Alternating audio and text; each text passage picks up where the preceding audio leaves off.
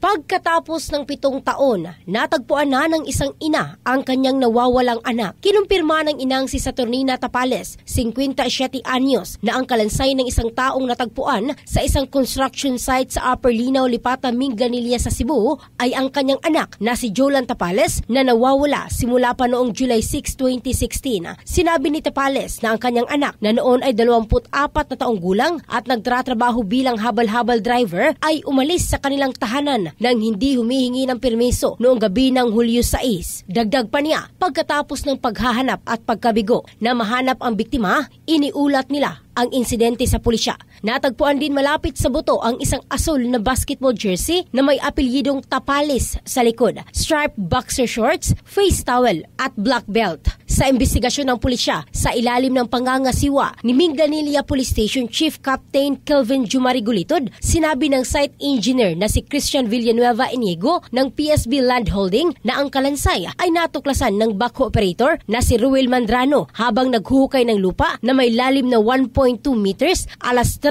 ng hapon ng Miyerkules, Oktubre 11. Ang bahaging ito ay hatid ng DriveMax Adult Herbal Capsule na laking-laging umaangat. In the heart of changing lives, ito si Michelle Craste ng Brigada News Philippines, The Music News Authority.